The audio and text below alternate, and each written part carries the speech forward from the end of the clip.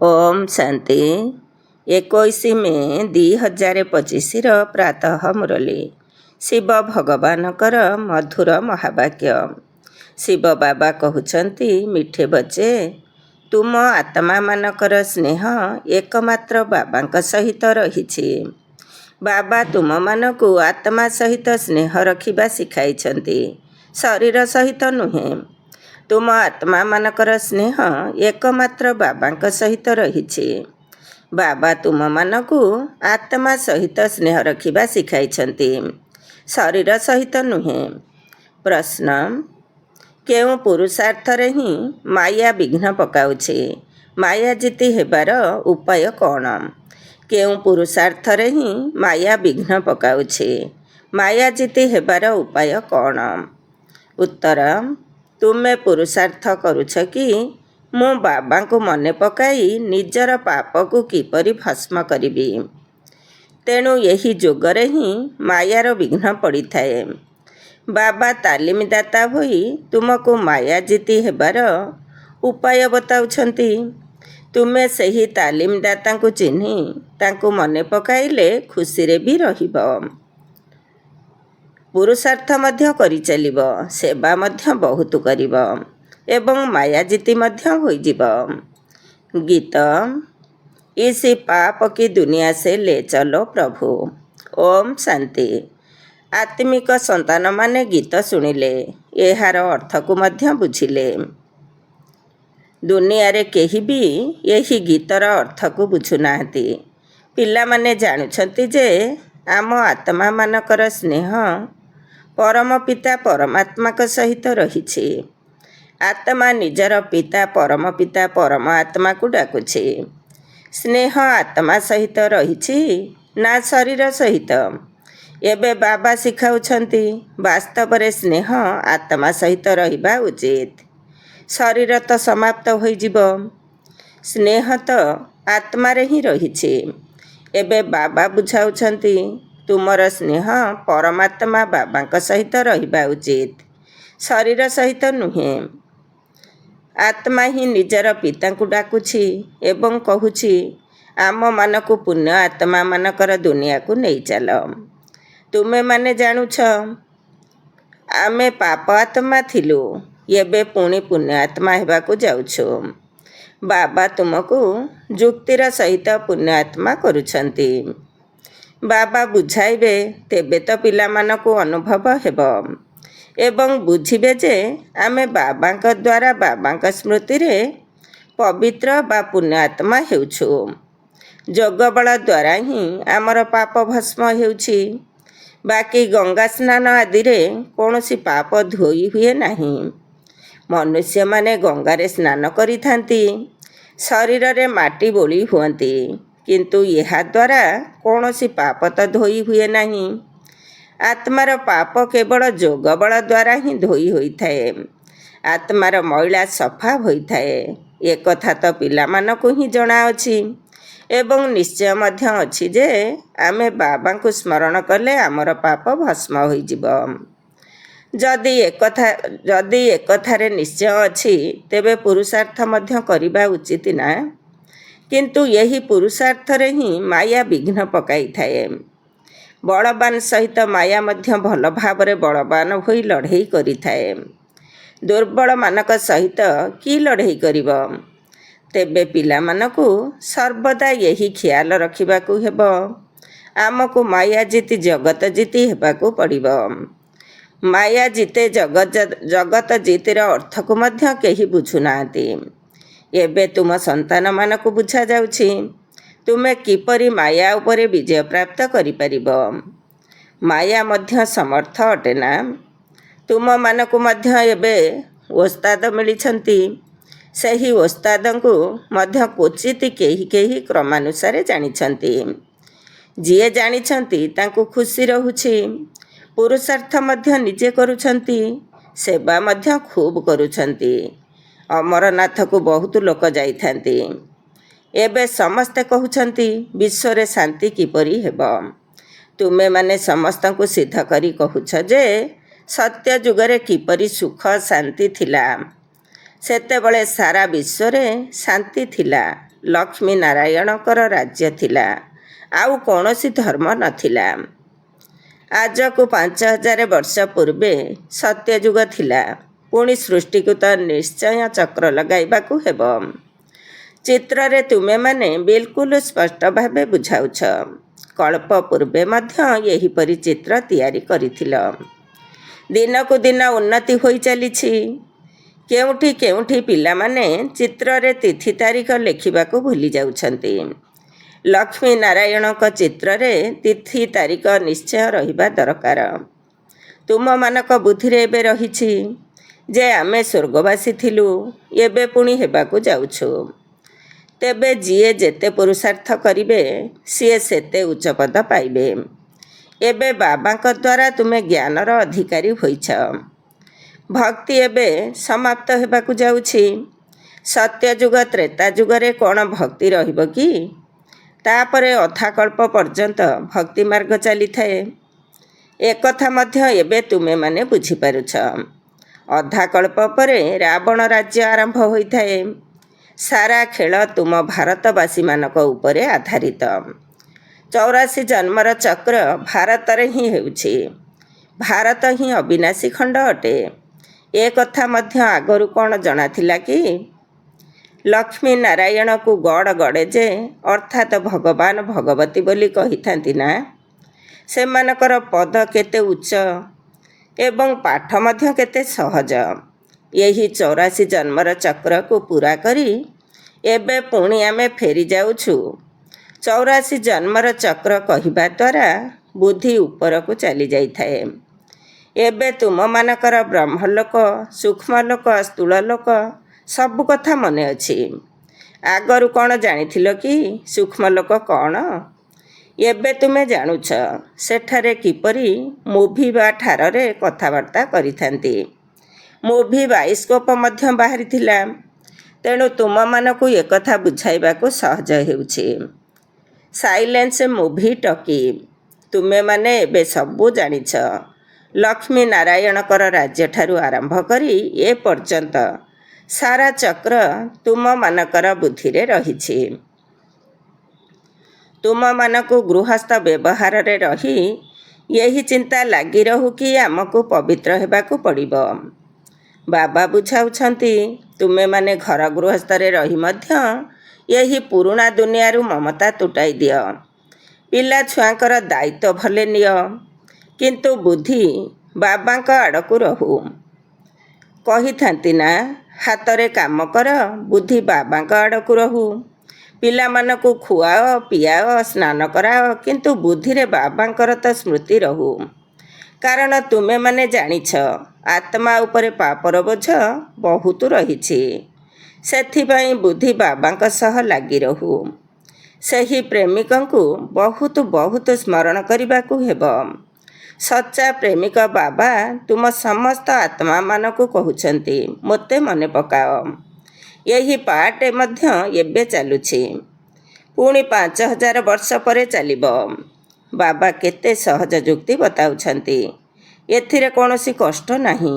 କେହି ଯଦି କହିବେ ମୁଁ ତ ଏହା କରିପାରିବି ନାହିଁ, ମୋତେ ବହୁତ କଷ୍ଟ ଲାଗୁଛି, ଯୋଗର ଯାତ୍ରା ବହୁତ ମୁସ୍କିଲ ଲାଗୁଛି। ଆରେ, ତୁମେ ବାବାକୁ ମନେ ପକାଇ ପାରିବ ନାହିଁ? ବାବାଙ୍କୁ କ'ଣ ଭୁଲିବା ଉଚିତ କି? ବାବାଙ୍କୁ ତ ଭଲ ଭାବରେ ସ୍ମରଣ କରିବାକୁ ହେବ। ତେବେ ଯାଇ ବିକର୍ମ ବିନାଶ ହେବ ଏବଂ ତୁମେମାନେ ସଦା ସୁସ୍ଥ ହୋଇଯିବ। ନଚେତ ହୋଇପାରିବ ନାହିଁ। ତୁମକୁ ଗୋଟିଏ ମାତ୍ର ବହୁତ ଭଲ ରାୟ ମିଳୁଛି। ଏକମାତ୍ର ଔଷଧ ରହିଥାଏ ନା? ମୁଁ ଗ୍ୟାରେଣ୍ଟି ଦେଉଛି, ଏହି ଯୋଗବଳ ଦ୍ୱାରା ତୁମେ 21 ଜନ୍ମ ପାଇଁ କେବେ ରୋଗୀ ହେବ ନାହିଁ। ସେଥିପାଇଁ କେବଳ ବାବାଙ୍କୁ ମନେ ପକାଅ। ଏହା କେତେ ସହଜ ଉପାୟ। ଭକ୍ତି ମାର୍ଗରେ ମଧ୍ୟ ମନେ ପକାଉଥିଲେ, କିନ୍ତୁ ସେତେବେଳେ ବାବାଙ୍କର ପରିଚୟ ନଥିଲା। ଏବେ ବାବା ବୁଝାଉଛନ୍ତି, ତୁମେମାନେ ଜାଣିଛ ଆମେ କଳ୍ପ ପୂର୍ବରୁ ମଧ୍ୟ ଆପଣଙ୍କ ପାଖକୁ ଆସିଥିଲୁ, ପୁରୁଷାର୍ଥ କରିଥିଲୁ। ଏ କଥା ପକ୍କା ନିଶ୍ଚୟ ହୋଇଯାଇଛି। ଆମେ ହିଁ ରାଜତ୍ୱ କରିଥିଲୁ, ଯାହାକି ହରାଇ ଦେଇଛୁ। ଏବେ ପୁଣି ବାବା ଆସିଛନ୍ତି, ତେଣୁ ତାଙ୍କଠାରୁ ରାଜ୍ୟ ଭାଗ୍ୟ ନେବାକୁ ହେବ। ବାବା କହୁଛନ୍ତି ମୋତେ ମନେ ପକାଅ ଏବଂ ରାଜତ୍ୱକୁ ମନେ ପକାଅ, ମନ୍ମନା ଭବ। ତେବେ ଅନ୍ତିମ ସ୍ମୃତି ଅନୁସାରେ ତୁମର ଗତି ହୋଇଯିବ। ଏବେ ନାଟକ ପୁରା ହେବାକୁ ଯାଉଛି, ଘରକୁ ଫେରିଯିବାକୁ ହେବ। ବାବା ସମସ୍ତଙ୍କୁ ନେଇଯିବା ପାଇଁ ଆସିଛନ୍ତି, ଯେପରି ବର ବଧୂକୁ ନେବା ପାଇଁ ଆସିଥାଏ। କନ୍ୟା ବହୁତ ଖୁସି ହୋଇଥାଏ, ମୁଁ ମୋ ଶାଶୁ ଘରକୁ ଯାଉଛି। ତୁମେ ସମସ୍ତେ ମଧ୍ୟ ଏକମାତ୍ର ରାମଙ୍କର ସୀତା ଅଟ। ରାମ ହିଁ ତୁମକୁ ରାବଣର ଜେଲରୁ ମୁକୁଳାଇ ନେଇଯାଉଛନ୍ତି। ମୁକ୍ତିଦାତା କେବଳ ଜଣେ, ଯିଏକି ରାବଣ ରାଜ୍ୟରୁ ମୁକ୍ତ କରୁଛନ୍ତି। କହୁଛନ୍ତି ମଧ୍ୟ ଏହା ରାବଣ ରାଜ୍ୟ, କିନ୍ତୁ ଏ କଥାକୁ ଯଥାର୍ଥ ରୂପରେ କେହି ବୁଝୁନାହାନ୍ତି। ଏବେ ପିଲାମାନଙ୍କୁ ବୁଝାଇ ଦିଆଯାଉଛି। ଅନ୍ୟମାନଙ୍କୁ ବୁଝାଇବା ପାଇଁ ବହୁତ ଭଲ ଭଲ ପଏଣ୍ଟସ୍ ମଧ୍ୟ ଦିଆଯାଉଛି। ବାବା ବୁଝାଇଛନ୍ତି, ଏକଥା ଲେଖିଦିଅ ଯେ କଳ୍ପ ପୂର୍ବ ଭଳି ବ୍ରହ୍ମାଙ୍କ ଦ୍ୱାରା ବିଶ୍ୱରେ ଶାନ୍ତିର ସ୍ଥାପନା କେବଳ ବାବା ହିଁ କରୁଛନ୍ତି। ବ୍ରହ୍ମାଙ୍କ ଦ୍ୱାରା ସ୍ଥାପନ ହେଉଛି। ଯେତେବେଳେ ବିଷ୍ଣୁଙ୍କର ରାଜ୍ୟ ଥିଲା, ସେ ସମୟରେ ବିଶ୍ୱରେ ଶାନ୍ତି ଥିଲା ନା? ବିଷ୍ଣୁ ହିଁ ଲକ୍ଷ୍ମୀ ନାରାୟଣ ଥିଲେ, ଏକଥାକୁ ମଧ୍ୟ କେହି ବୁଝୁନାହାନ୍ତି। ବିଷ୍ଣୁ ଏବଂ ଲକ୍ଷ୍ମୀ ନାରାୟଣ ଏବଂ ରାଧାକୃଷ୍ଣଙ୍କୁ ଅଲଗା ଅଲଗା ଭାବୁଛନ୍ତି। ଏବେ ତୁମେମାନେ ବୁଝିଛ, ସ୍ୱଦର୍ଶନ ଚକ୍ରଧାରୀ ମଧ୍ୟ ତୁମେ ହିଁ ଅଟ। ଶିବ ବାବା ଆସି ଏବେ ଏହି ସୃଷ୍ଟି ଚକ୍ରର ଜ୍ଞାନ ଦେଉଛନ୍ତି। ତାଙ୍କ ଦ୍ୱାରା ଆମେମାନେ ମଧ୍ୟ ମାଷ୍ଟର ଜ୍ଞାନର ସାଗର ହୋଇଛୁ। ତୁମେମାନେ ଜ୍ଞାନ ନଦୀ ଅଟ ନା? ଏହା ତ ପିଲାମାନଙ୍କର ହିଁ ନାମ ଅଟେ। ଭକ୍ତି ମାର୍ଗରେ ମନୁଷ୍ୟ କେତେ ସ୍ନାନ ଆଦି କରିଥାନ୍ତି, କେତେ ଏଣେ ତେଣେ ବୁଲିଥାନ୍ତି, ବହୁତ ଦାନ ପୁଣ୍ୟ ଆଦି କରିଥାନ୍ତି। ସାହୁକାରମାନେ ତ ବହୁତ ଦାନ କରିଥାନ୍ତି, ସ୍ୱର୍ଣ୍ଣ ମଧ୍ୟ ଦାନ କରିଥାନ୍ତି। ତୁମେମାନେ ମଧ୍ୟ ଏବେ ବୁଝିପାରୁଛ, ଆମେ କେତେ ଏଣେ ତେଣେ ବୁଲୁଥିଲୁ। ବାସ୍ତବରେ ଆମେ କୌଣସି ହଟଯୋଗୀ ତ ନୁହେଁ, ଆମେ ତ ରାଜଯୋଗୀ ଅଟୁ। ପବିତ୍ର ଗୃହସ୍ଥ ଆଶ୍ରମର ଥିଲୁ, ପୁଣି ରାବଣ ରାଜ୍ୟରେ ଅପବିତ୍ର ହେଲୁ। ଡ୍ରାମା ଅନୁସାରେ ବାବା ପୁଣି ଗୃହସ୍ଥ ଧର୍ମର ସ୍ଥାପନା କରୁଛନ୍ତି, ଯାହାର ସ୍ଥାପନା ଆଉ କେହି କରିପାରିବେ ନାହିଁ। ମନୁଷ୍ୟମାନେ ତୁମକୁ କହୁଛନ୍ତି କି ସମସ୍ତେ ପବିତ୍ର ରହିଲେ ଦୁନିଆ କିପରି ଚାଲିବ? ତେବେ ସେମାନଙ୍କୁ କୁହ, ଏତେ ସବୁ ସାଧୁ ସନ୍ନ୍ୟାସୀ ପବିତ୍ର ରହୁଛନ୍ତି, ତେବେ କ'ଣ ଦୁନିଆ ବନ୍ଦ ହୋଇଯାଇଛି କି? ଆରେ, ସୃଷ୍ଟି ଏତେ ବଢ଼ିଗଲାଣି, ଖାଇବା ପାଇଁ ଶସ୍ୟ ମଧ୍ୟ ନାହିଁ, ପୁଣି ସୃଷ୍ଟି କ'ଣ ବଢ଼ାଇବ? ଏବେ ତୁମେ ଜାଣୁଛ, ବାବା ଆମ ସମ୍ମୁଖରେ ହାଜିର ନାଜିର ଅର୍ଥାତ୍ ଉପସ୍ଥିତ ଅଛନ୍ତି, କିନ୍ତୁ ତାଙ୍କୁ ଏହି ଆଖି ଦ୍ୱାରା ଦେଖି ହୁଏ ନାହିଁ, କେବଳ ବୁଦ୍ଧି ଦ୍ୱାରା ଜାଣି ହୁଏ। ବାବା ଆମ ଆତ୍ମାମାନଙ୍କୁ ପାଠ ପଢ଼ାଉଛନ୍ତି, ଆମ ସମ୍ମୁଖରେ ହାଜିର ନାଜିର ଅଛନ୍ତି। ଯେଉଁମାନେ ବିଶ୍ୱଶାନ୍ତିର କଥା କହୁଛନ୍ତି, ତାଙ୍କୁ ତୁମେ କୁହ ଯେ ବିଶ୍ୱରେ ଶାନ୍ତିର ସ୍ଥାପନା ତ ବାବା କରାଉଛନ୍ତି। ସେଇଥିପାଇଁ ହିଁ ପୁରୁଣା ଦୁନିଆର ବିନାଶ ସମ୍ମୁଖରେ ଉପସ୍ଥିତ। 5000 ବର୍ଷ ପୂର୍ବେ ମଧ୍ୟ ବିନାଶ ହୋଇଥିଲା, ଏବେ ମଧ୍ୟ ଏହି ବିନାଶ ସମ୍ମୁଖରେ ରହିଛି। ପୁଣି ବିଶ୍ୱରେ ଶାନ୍ତି ହୋଇଯିବ। ଏବେ ତୁମମାନଙ୍କ ବୁଦ୍ଧିରେ କେବଳ ଏହି କଥା ହିଁ ରହିଛି। ଏକଥା ଦୁନିଆରେ କେହି ବି ଜାଣିନାହାନ୍ତି। ଏଭଳି କେହି ନାହାନ୍ତି ଯାହାଙ୍କ ବୁଦ୍ଧିରେ ଏକଥା ଥିବ। ତୁମେ ଜାଣିଛ, ସତ୍ୟଯୁଗରେ ସାରା ବିଶ୍ୱରେ ଶାନ୍ତି ଥିଲା। ଏକମାତ୍ର ଭାରତ ଭୂଖଣ୍ଡ ବ୍ୟତୀତ ଦ୍ୱିତୀୟ କୌଣସି ଭୂଖଣ୍ଡ ନଥିଲା। ପଛରେ ଅନ୍ୟ ଭୂଖଣ୍ଡ ସବୁ ହେଲା। ଏବେ କେତେ ସବୁ ଭୂଖଣ୍ଡ ରହିଛି। ଏବେ ଏହି ଖେଳର ମଧ୍ୟ ସମାପ୍ତି ହେବ। ସମସ୍ତେ ଏକଥା ମଧ୍ୟ କହୁଛନ୍ତି, ଭଗବାନ ନିଶ୍ଚୟ ଥିବେ, କିନ୍ତୁ ଭଗବାନ କିଏ ଏବଂ କେଉଁ ରୂପରେ ଆସିଥାନ୍ତି, ଏକଥା ଜାଣିନାହାନ୍ତି। ଶ୍ରୀକୃଷ୍ଣ ତ ଭଗବାନ ହୋଇପାରିବେ ନାହିଁ, ନା କୌଣସି ପ୍ରେରଣା ଦ୍ୱାରା ଅଥବା ଶକ୍ତି ଦ୍ୱାରା କାମ କରାଇପାରିବେ। ବାବା ତ ସବୁଠାରୁ ପ୍ରିୟ ଅଟନ୍ତି, ତାଙ୍କଠାରୁ ଏବେ ବର୍ଷା ମିଳୁଛି। ବାବା ହିଁ ସ୍ୱର୍ଗର ସ୍ଥାପନା କରୁଛନ୍ତି। ତେବେ ନିଶ୍ଚୟ ପୁରୁଣା ଦୁନିଆର ବିନାଶ ମଧ୍ୟ ସିଏ ହିଁ କରାଇବେ। ତୁମେ ଜାଣିଛ ସତ୍ୟ ଯୁଗରେ ଏହି ଲକ୍ଷ୍ମୀନାରାୟଣ ଥିଲେ। ଏବେ ପୁଣି ନିଜେ ପୁରୁଷାର୍ଥ କରି ସେହିପରି ହେଉଛନ୍ତି। ନିଶା ରହିବା ଦରକାର ନା? ସେମାନେ ଭାରତରେ ହିଁ ରାଜତ୍ୱ କରୁଥିଲେ ଏବଂ ଶିବ ବାବା ହିଁ ତାଙ୍କୁ ରାଜ୍ୟ ଦେଇ ଯାଇଥିଲେ। ଏପରି କୁହାଯିବ ନାହିଁ ଯେ ଶିବ ବାବା ରାଜତ୍ୱ କରି ଯାଇଛନ୍ତି। ନା, ସିଏ ଭାରତକୁ ରାଜ୍ୟ ଦେଇ ଯାଇଥିଲେ। ଲକ୍ଷ୍ମୀ ନାରାୟଣ ରାଜତ୍ୱ କରୁଥିଲେ ନା? ପୁଣି ବାବା ସେହି ରାଜ୍ୟ ଦେବାକୁ ଆସିଛନ୍ତି। କହୁଛନ୍ତି, ମିଠା ମିଠା ସନ୍ତାନମାନେ, ତୁମେ ମୋତେ ମନେ ପକାଅ ଏବଂ ଚକ୍ରକୁ ମନେ ପକାଅ। ତୁମେମାନେ ହିଁ 84 ଜନ୍ମ ନେଉଛ। ଯଦି କେହି କମ ପୁରୁଷାର୍ଥ କରୁଛନ୍ତି, ତେବେ ବୁଝିଯାଅ ଇଏ କମ ଭକ୍ତି କରିଛନ୍ତି। ଯେଉଁମାନେ ଅଧିକ ଭକ୍ତି କରିଛନ୍ତି, ସେହିମାନେ ପୁରୁଷାର୍ଥ ମଧ୍ୟ ଅଧିକ କରିବେ। ବାବା କେତେ ସ୍ପଷ୍ଟ ଭାବରେ ବୁଝାଉଛନ୍ତି, କିନ୍ତୁ ବୁଦ୍ଧିରେ ରହିବା ଦରକାର। ତୁମର କାମ ହେଉଛି ପୁରୁଷାର୍ଥ କରାଇବା। ଯଦି କମ ଭକ୍ତି କରିଥିବେ, ତେବେ ଯୋଗ ଲାଗିବ ନାହିଁ। ଶିବ ବାବାଙ୍କର ସ୍ମୃତି ବୁଦ୍ଧିରେ ରହିବ ନାହିଁ। ବାବା କହୁଛନ୍ତି, କେବେ ବି ପୁରୁଷାର୍ଥରେ ଥଣ୍ଡା ହେବା ଉଚିତ ନୁହେଁ। ମାୟାକୁ ପହିଲମାନ ଦେଖି ହାର୍ଟ ଫେଲ୍ ହେବା ଉଚିତ ନୁହେଁ। ମାୟାର ତୋଫାନ ତ ବହୁତ ଆସିବ। ଏକଥା ମଧ୍ୟ ବାବା ପିଲାମାନଙ୍କୁ ବୁଝାଇଛନ୍ତି। ଆତ୍ମା ହିଁ ସବୁକିଛି କରୁଛି। ଶରୀର ତ ସମାପ୍ତ ହୋଇଯିବ। ଆତ୍ମା ବାହାରିଗଲେ ଶରୀର ମାଟି ହୋଇଯିବ। ତାହା ତ ପୁଣି ମିଳିବ ନାହିଁ। ତେଣୁ ତାକୁ ମନେ ପକାଇ କାନ୍ଦିବାରେ ଫାଇଦା କ'ଣ? ସେହି ଜିନିଷ ପୁଣି କ'ଣ ମିଳିବ କି? ଆତ୍ମା ତ ଯାଇ ଅନ୍ୟ ଏକ ଶରୀର ଧାରଣ କରିଥାଏ। ଏବେ ତୁମେ କେତେ ବଡ଼ ରୋଜଗାର କରୁଛ। ତୁମର ହିଁ ଜମା ହେଉଛି, ବାକି ସମସ୍ତଙ୍କର ଜମା ହେଉନାହିଁ। ବାବା ହେଉଛନ୍ତି ଭୋଳା ବ୍ୟାପାରୀ। ସେଥିପାଇଁ ତୁମକୁ ଚାଉଳ ମୁଠି ବଦଳରେ 21 ଜନ୍ମ ପାଇଁ ମହଲ ଦେଇ ଦେଇଛନ୍ତି। କେତେ ସୁଧ ଦେଇଛନ୍ତି। ତୁମକୁ ଯେତେ ଦରକାର ଭବିଷ୍ୟତ ପାଇଁ ଜମା କର। କିନ୍ତୁ ଏପରି ନୁହେଁ ଅନ୍ତିମ ସମୟରେ ଆସି କହିବ ମୋର ଜମା କର। ତେବେ ସେ ସମୟରେ ନେଇ କ'ଣ କରିବି? ମୁଁ କ'ଣ ଅନାଡ଼ି ଅର୍ଥାତ୍ ବୋକା ବ୍ୟାପାରୀ କି? କାମରେ ଆସିବ ହିଁ ନାହିଁ ଏବଂ ସୁଧ ଭରି କରି ଦେବାକୁ ପଡ଼ିବ। ଏପରି ଅନ୍ତିମ ସମୟରେ ଦେଉଥିବା ଆତ୍ମାମାନଙ୍କର ନେବି ନାହିଁ। ତୁମକୁ ଚାଉଳ ମୁଠାଏ ବଦଳରେ 21 ଜନ୍ମ ପାଇଁ ମହଲ ମିଳିଯାଉଛି। କେତେ ସୁଧ ମିଳୁଛି। ବାବା କହୁଛନ୍ତି, ମୁଁ ହେଉଛି ନମ୍ବର 1 ଭୋଳା। ଦେଖ, ତୁମକୁ ବିଶ୍ୱର ରାଜତ୍ୱ ଦେଉଛି।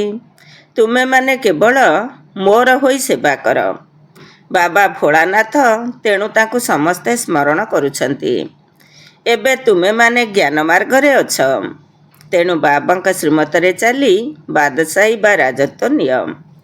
ଏକଥା ମଧ୍ୟ କହୁଛନ୍ତି କି, ବାବା ଆମେ ରାଜତ୍ୱ ନେବା ପାଇଁ ଆସିଛୁ। ତାହା ପୁଣି ସୂର୍ଯ୍ୟବଂଶୀରେ। ଆଚ୍ଛା, ତୁମର ମୁଖ ମିଠା ହେଉ। ଆଚ୍ଛା, ମିଠା ମିଠା ଶିଖିଲଧେ ସନ୍ତାନମାନଙ୍କ ପ୍ରତି ମାତା ପିତା ବାପଦାଦାଙ୍କର ମଧୁର ସ୍ନେହ ସମ୍ପନ୍ନ ଶୁଭେଚ୍ଛା ଏବଂ ସୁପ୍ରଭାତ। ଆତ୍ମିକ ପିତାଙ୍କର ଆତ୍ମିକ ସନ୍ତାନମାନଙ୍କୁ ନମସ୍ତେ। ଆମ ଆତ୍ମିକ ସନ୍ତାନମାନଙ୍କର ଆତ୍ମିକ ମାତା ପିତା ବାପଦାଦାଙ୍କୁ ନମସ୍ତେ ନମସ୍ତେ ଏବଂ ସୁପ୍ରଭାତ। ଧାରଣା ପାଇଁ ମୁଖ୍ୟ ସାର 1 ନମ୍ବର। ଶ୍ରୀମତ ଅନୁସାରେ ଚାଲି ରାଜପଦ ନେବାକୁ ହେବ। ଚାଉଳ ମୁଠାଏ ଦେଇ 21 ଜନ୍ମ ପାଇଁ ମହଲ ନେବାକୁ ହେବ। ଭବିଷ୍ୟତ ପାଇଁ ଧନ ଜମା କରିବାକୁ ପଡ଼ିବ। 2 ନମ୍ବର। ଗୃହସ୍ଥ ବ୍ୟବହାରରେ ରହି ଏହି ପୁରୁଣା ଦୁନିଆରୁ ମମତା ତୁଟାଇ ସମ୍ପୂର୍ଣ୍ଣ ପାବନ ହେବାକୁ ପଡ଼ିବ। ସବୁକିଛି କରି ମଧ୍ୟ ବୁଦ୍ଧି ବାବାଙ୍କ ସହିତ ଲାଗି ରହୁ। ବରଦାନ, ମାନସିକ ଶୁଭ ଭାବନା ଦ୍ୱାରା ପରସ୍ପରକୁ ଆଗକୁ ବଢ଼ାଉଥିବା ବିଶ୍ୱ କଲ୍ୟାଣକାରୀ ଭବ। ମାନସିକ ଶୁଭ ଭାବନା ଦ୍ୱାରା ପରସ୍ପରକୁ ଆଗକୁ ବଢ଼ାଉଥିବା ବିଶ୍ୱ କଲ୍ୟାଣକାରୀ ଭବ। ଡିଟେଲ୍ସ, ଯଦି କେହି କିଛି ଭୁଲ କର୍ମ କରୁଛି, ତେବେ ତାକୁ ପରବଶ ମନେକରି ଦୟାର ଦୃଷ୍ଟି ରଖି ପରିବର୍ତ୍ତନ କର। କୌଣସି ଆଲୋଚନା କର ନାହିଁ। ଯଦି କେହି କୌଣସି ସମସ୍ୟା ରୂପୀ ପଥର ନିକଟରେ ଅଟକି ଯାଉଛି, ତେବେ ତୁମର କାମ ହେଲା ତାକୁ ଅତିକ୍ରମ କରି ଚାଲିଯିବା ବା ତାକୁ ମଧ୍ୟ ସାଥୀ କରି ଅତିକ୍ରମ କରାଇଦେବା। ସେଥିପାଇଁ ସମସ୍ତଙ୍କର ବିଶେଷତାକୁ ଦେଖ, ଦୋଷ ଦୁର୍ବଳତା ଗୁଡ଼ିକୁ ତ୍ୟାଗ କରିଚାଲ। ଏବେ ଆଉ କାହାକୁ ବି ବାଣୀ ଦ୍ୱାରା ସାବଧାନ କରିବାର ସମୟ ନାହିଁ। ବରଂ ମନର ଶୁଭ ଭାବନା ଦ୍ୱାରା ପରସ୍ପରର ସହଯୋଗୀ ହୋଇ ଆଗକୁ ବଢ଼ିଚାଲ ଏବଂ ଅନ୍ୟମାନଙ୍କୁ ମଧ୍ୟ ଆଗକୁ ବଢ଼ାଇ ଚାଲ। ତେବେ କୁହାଯିବ ବିଶ୍ୱ କଲ୍ୟାଣକାରୀ। ସ୍ଲୋଗାନ: ଯଦି ଦୃଢ଼ ସଂକଳ୍ପ ରୂପୀ ବେଲ୍ଟ ବାନ୍ଧି ରଖିଥିବ, ତେବେ କେବେ ବି ନିଜର ସିଟ୍ରୁ ଅପସେଟ୍ ଅର୍ଥାତ୍ ଏପଟ ସେପଟ ହେବ ନାହିଁ। ଯଦି ଦୃଢ଼ ସଂକଳ୍ପ ରୂପୀ ବେଲ୍ଟ ବାନ୍ଧି ରଖିଥିବ, ତେବେ କେବେ ବି ନିଜର ସିଟ୍ରୁ ଅପସେଟ୍ ଅର୍ଥାତ୍ ଏପଟ ସେପଟ ହେବ ନାହିଁ। ଓମ୍ ଶାନ୍ତି। ଆଜିର ଅବ୍ୟକ୍ତ ଇଶାରା। ଆତ୍ମିକ ରାଜକୀୟତା ସହିତ ପବିତ୍ରତାର ବ୍ୟକ୍ତିତ୍ୱକୁ ଧାରଣ କର। ପ୍ରତ୍ୟକ୍ଷତାର ସୂର୍ଯ୍ୟ ସେତେବେଳେ ଉଦୟ ହେବ ଯେତେବେଳେ ପବିତ୍ରତାର ଜ୍ୟୋତି ଚତୁର୍ଦିଗରେ ପ୍ରଜ୍ୱଳିତ କରିବ। ଯେପରି ଦୁନିଆର ଲୋକମାନେ ଜ୍ୟୋତି ପ୍ରଜ୍ୱଳିତ କରି ଚାରିଆଡ଼େ ପରିକ୍ରମା କରୁଛନ୍ତି, ସେହିପରି ତୁମେମାନେ ମଧ୍ୟ ପବିତ୍ରତାର ଜ୍ୟୋତି ଚତୁର୍ଦିଗରେ ଜାଗ୍ରତ କରିଦିଅ। ତେବେ ଯାଇ ସମସ୍ତେ ବାବାଙ୍କୁ ଦେଖିପାରିବେ ଏବଂ ଜାଣିପାରିବେ। ତୁମର ପବିତ୍ରତାର ଜ୍ୟୋତି ଯେତିକି ଅଚଳ ଅଟଳ ହୋଇଥିବ, ସେତିକି ସହଜରେ ସମସ୍ତେ ବାବାଙ୍କୁ ଜାଣିପାରିବେ ଏବଂ ପବିତ୍ରତାର ଜୟ ଜୟକାର ହେବ। ଓମ୍ ଶାନ୍ତି।